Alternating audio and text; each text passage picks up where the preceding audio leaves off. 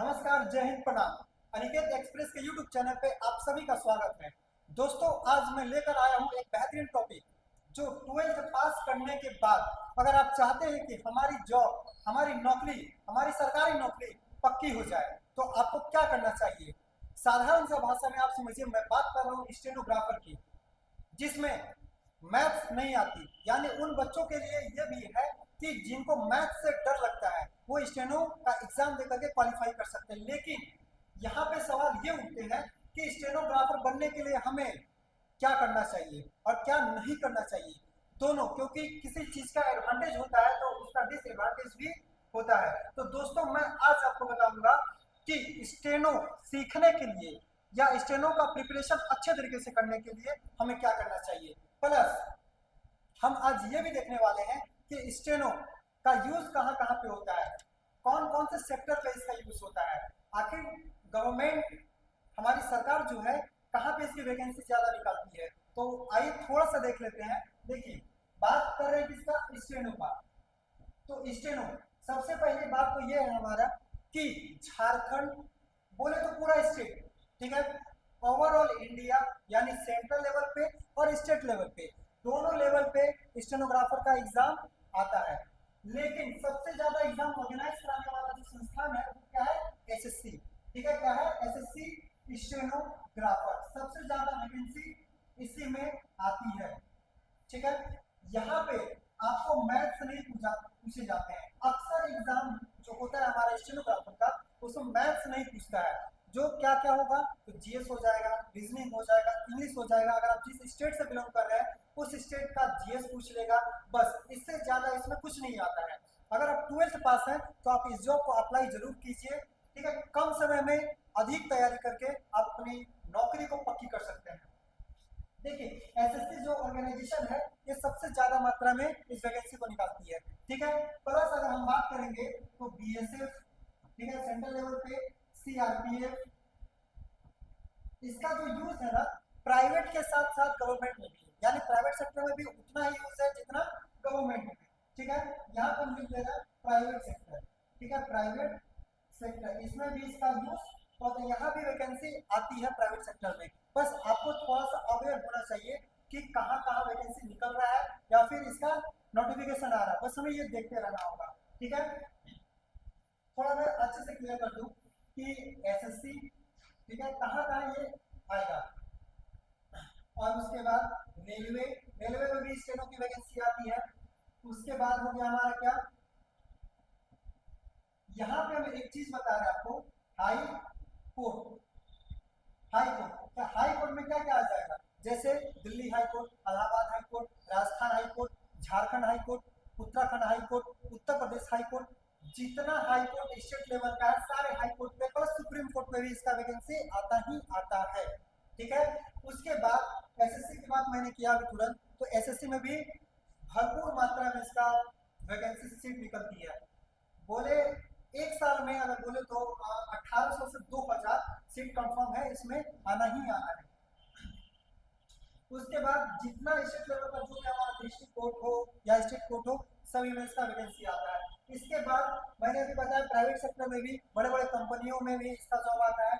Plus अगर हम बात कर रहे हैं कि जो स्टेनोग्राफर होता है ना, स्टेनोग्राफर, अगर आपका कोर्ट में जॉब लगता है तो समझ लीजिए कि आप जज का क्या है, राइट हैंड है।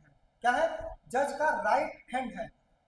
जज के सीधे बात अगर बात होगी तो स्टेनोग्राफर की, क्यों, क्योंकि स्टेनोग्राफर ही है जो जज का जितना लेक्चर हो सब वो क्या करता है, वो रिकॉर्ड करता है। तो यहाँ से एक बात ये पता चलता है कि स्टेनोग्राफर का काम क्या होता है, इसका वैकेंसी क्यों आता है, क्यों सरकार अपने अंदर इसको ले रही है, यानी गवर्नमेंट सेक्टर में क्यों इसका जॉब ज्यादा निकल रहा है। इसका मेन रीजन ये है कि मान लीजिए जैसे अभी तक में मैंने जो कहा, अगर मैं आपसे बोलूंगा कि मैंने अभी तक में जो कहा है आप उसको क्या कीजिए, लिखिए, हिंदी में या फिर इंग्लिश में। लेकिन होगा क्या कि मैं इतना स्पीड से बोल रहा हूँ आप नहीं लिख पाएंगे। क्या होगा, साधारण सी भाषा में मैं आपको बता दे रहा हूँ कि आप नहीं लिख पाएंगे। लिखेंगे कब, जब आपके पास स्टेनो का ज्ञान होगा तब। ठीक है, स्टेनो का ज्ञान होगा तभी। क्यों, क्योंकि स्टेनोग्राफर का काम ही है कि हमारे लेक्चर को एक कोडिंग लैंग्वेज पे क्या करना, बदलना। यानी मैंने जो कहा उसको कोड लैंग्वेज पे बदल देता है, उसी को बोलते हैं स्टेनोग्राफर।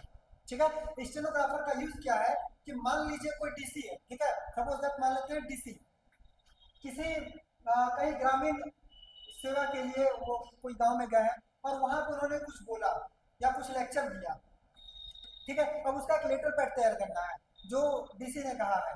तो अब स्टेनोग्राफर क्या करेगा, जितना उन्होंने कहा है लेक्चर के दौरान सबको क्या करेगा, कोडिंग पे तैयार करेगा और उसको ट्रांसक्राइब करके या ट्रांसक्रिप्शन करके उसको फाइल कर देगा। ठीक है, यानी डॉक्यूमेंटेशन का भी काम स्टेनोग्राफर ही करेगा। और एक बात ये है कि अभी के दौर पे, ठीक है, पहले क्या होता था, चाहे झारखंड हो या अदर स्टेट का भी मैं बात कर रहा हूँ, पूरे भारत की बात कर रहा हूँ, कि पहले होता था कि टाइपिस्ट का जो वैकेंसी होता था ना, यानी कंप्यूटर ऑपरेटर का अलग से वैकेंसी आती थी। लेकिन जब से स्टेनोग्राफर का क्रेज ज्यादा हुआ, जैसे जैसे बढ़ते गया, तो टाइपिस्ट का जॉब को खत्म कर दिया गया। क्यों? इसका मेन रीजन ये है कि स्टेनोग्राफर के पास टाइपिंग का भी ज्ञान होता है, प्लस उसके पास इसके लैंग्वेज होता है, प्लस उसके पास कंप्यूटर का भी अच्छा खासा नॉलेज होता है। तीनों ज्ञान उसके पास भरा रहता है। इस वजह से टाइपिस्ट का भी जॉब अभी कम कर दिया है। ठीक है, लेकिन कुछ जगहों पे अभी ये जारी है, लेकिन स्टेनो जब से आया है तब से ये कम हो गया है।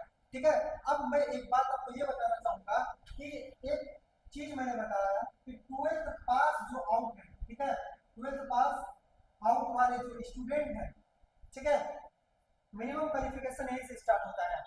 अगर आप स्टेनो की तैयारी करते हो, ठीक है, स्टेनो की तैयारी करने के दौरान आपके पास एक लैंग्वेज का ज्ञान होना चाहिए, एक लैंग्वेज जिसको क्या बोलेंगे, स्टेनो। इसी को हम लोग बोलते हैं स्किल टेस्ट। ठीक है, किसी भी एग्जाम में क्या होगा कि पहले आपका रिटन टेस्ट लेगा, फिर बाद में स्किल टेस्ट। स्किल टेस्ट का वो ट्रांसक्रिप्शन वाला जो मैंने कहा, उसी लेक्चर को आप क्या कीजिए, कोडिंग कर दीजिए स्टेनो पे।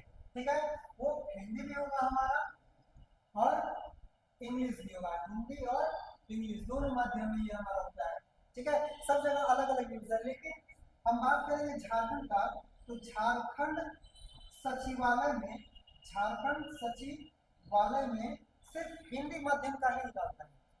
वैकेंसी जो है सिर्फ हिंदी माध्यम का होता है झारखंड सचिवालय में। और हाई कोर्ट में बात करें तो हाई कोर्ट में मैक्सिमम अगर बात करें तो इंग्लिश शॉर्टहैंड की वैकेंसी ज्यादा आती है। ठीक है, अब कुछ लोग ये सोचेंगे कि क्या हमें हिंदी करना चाहिए कि क्या हमें इंग्लिश करना चाहिए। यहाँ पे क्वेश्चन होता है कि हमें हिंदी करना चाहिए या फिर इंग्लिश करना चाहिए। तो मैं आपको बता दूं, आपका जिस लैंग्वेज पे अच्छा पकड़ हो आप उसको कर सकते हैं, बाकी दोनों इक्वल है। आप चाहे हिंदी कीजिए चाहे इंग्लिश कीजिए, इसका दूर दूर से आपके सब्जेक्ट से कोई वास्ता नहीं है। ठीक है, स्किल करने के लिए। बाकी रिटेन जो होगा, जो ओवर जितना सारा एग्जाम देते हैं कॉम्पिटिटिव का, बस वही सेम सिलेबस है हमारा। बस आपको अलग से क्या तैयारी करना है, स्टेनो स्किल के लिए पिटमैन का एक हमारा बुक आता है इंग्लिश का, आप उससे तैयारी कर सकते हैं। ठीक है, और बाकी डिक्टेशन होगा, डिक्टेशन के दौरान आप जो सीखेंगे वही हो गया हमारा स्किल टेस्ट। ठीक है, तो ये जितना चीज मैंने अभी आपको बताया है, ठीक है, मैं आपको पक्का कर बता रहा हूँ कि अगर आप स्टेनो की तैयारी कर लेते हैं अप्रोक्स 6 मंथ, ज्यादा नहीं आपको करना, सिर्फ 6 महीना, मैं आपको बोल दे रहा हूँ ऑन वीडियो कैमरा कि आपका जॉब पक्का हो जाएगा। लेकिन मन से लगन से आपको ये करना पड़ेगा। ठीक है, जैसा अभी पटना हाई कोर्ट में वैकेंसी आया है, ठीक है, तो आप उसमें भी अप्लाई कर सकते हैं। मतलब सभी चीजों में आप कर सकते हैं। हम क्या भी बताएं आपको कि जज के बाद किसका नंबर होता है, तो स्टेनोग्राफर का वो राइट हैंड होता है। आप इसमें क्या, इसमें आपका प्रमोशन भी होगा। और बात ये है ना कि यहाँ जो इसका लेवल होता है पे करने का, वो लेवल 4 से लेके 7। कहने का ये मतलब है कि आप हाईएस्ट 1,10,000 20,000 तक जा सकते हैं। समझ लीजिए, 12th पास करने के बाद का ही मैं आपको बात बता रहा हूँ। ठीक है, बस अब आपका भविष्य आपके हाथों में है। अगर आप हमसे जुड़े रहना चाहते हैं या फिर आप चाह रहे हैं कि हमारी तैयारी, स्टेनो की तैयारी या रिटन टेस्ट की तैयारी करना चाह रहे हैं और हमसे जुड़ा, और आप बहुत अच्छे तरीके से करना चाह रहे हैं, तो दिए गए नंबर पे आप हमें कॉल कीजिए।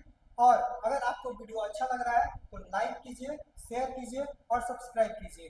धन्यवाद, मिलेंगे फिर अगले वीडियो में बेहतरीन जानकारी लेकर के। शुभ रात्रि, जय हिंद।